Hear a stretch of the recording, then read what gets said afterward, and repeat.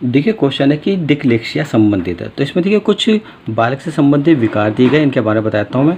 मानसिक विकार, मानसिक विकार यानी कि मेंटल डिसऑर्डर में व्यक्ति की सोच, भावना, मनोदशा प्रभावित होती है। नेक्स्ट है गणितीय विकार।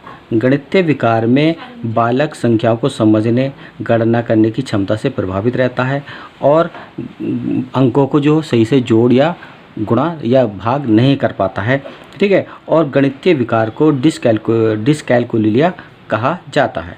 इसके बाद है पठन विकार।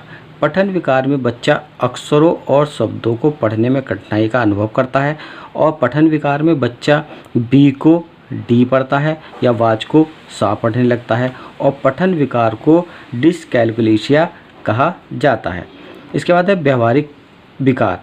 व्यवहारिक विकार में बालक अत्यधिक आक्रामकता, नियमों का उल्लंघन करना और भावनात्मक नियंत्रण से प्रभावित रहता है। तो क्वेश्चन था कि डिसलेक्सिया संबंधित है, तो डिसलेक्सिया जो संबंधित होता है वो पठन विकार से संबंधित होता है, क्योंकि पठन विकार में बच्चा जो अक्षरों को और शब्दों को ठीक से नहीं पढ़ पाता है। तो आपका आंसर सी हो जाएगा। देखिए नेक्स्ट क्वेश्चन है कि निम्नलिखित में से कौन सा शिक्षण कुशलता से संबंधित है। तो देखिएगा, शिक्षण कुशलता को प्रभावी बनाने के लिए श्यामपट्ट पर लिखना, प्रश्नों को हल करना, प्रश्न पूछना, ये सभी जो हैं शिक्षण को बेहतर बनाते हैं। तो क्वेश्चन था कि निम्नलिखित में से कौन सा शिक्षण कुशलता से संबंधित है, तो इसका आंसर आपका डी हो जाएगा। श्यामपट्ट पर लिखना, प्रश्नों को हल करना और प्रश्न पूछना, ये सभी जो शिक्षण कुशलता से संबंधित हैं। तो आपका आंसर डी हो जाएगा। नेक्स्ट क्वेश्चन है कि परिवार एक साधन है।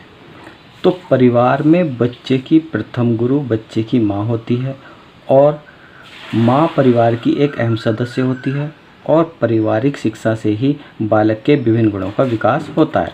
इसलिए परिवार जो है आपकी अनौपचारिक शिक्षा का साधन मानी जाती है। तो क्वेश्चन था कि परिवार एक साधन है, तो परिवार जो एक अनौपचारिक शिक्षा का साधन होता है और अनौपचारिक शिक्षा ऐसी शिक्षा होती है जो कि खुले स्थान पर दी जाती है।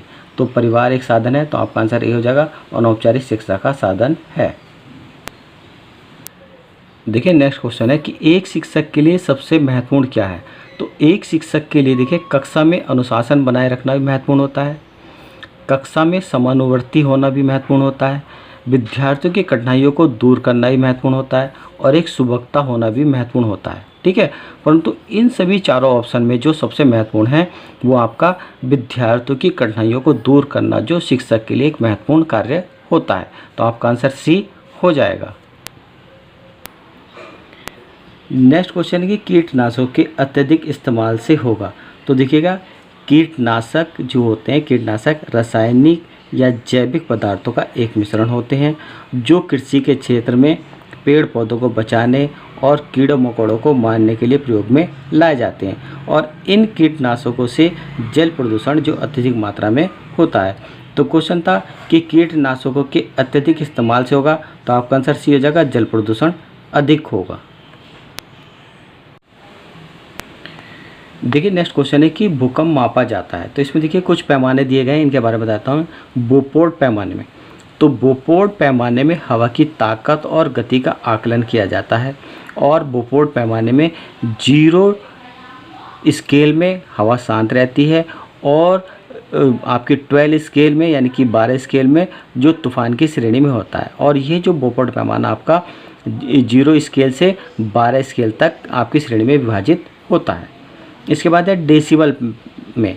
तो देखिएगा, डेसिमल पैमाने में ध्वनि की तीव्रता मापने की इकाई होती है और डेसिमल पैमाने में 85 डेसिबल तक की ध्वनि सुरक्षित मानी जाती है, जबकि 120 डेसिबल से अधिक ध्वनि जो दर्दनाक हो सकती है। तो डेसिबल से आपकी जो ध्वनि का मापन किया जाता है। इसके बाद है न्यूटन पैमाना। न्यूटन पैमाने से बल या वजन मापने का पैमाना होता है और न्यूटन पैमाने में बर्फ़ का गलनांक 0 डिग्री N और उबलते पानी का तापमान 12 डिग्री N निर्धारित किया गया था। इसके बाद है रिक्टर पैमाना। रिक्टर पैमाने में भूकंप की तरंगों की तीव्रता मापने का एक गणितीय पैमाना है और रिक्टर पैमाने में जो 1 से 10 तक रीडिंग होती है। तो क्वेश्चन था कि भूकंप मापा जाता है, तो आपका आंसर डी हो जाएगा, रिक्टर पैमाने से भूकंप मापा जाता है।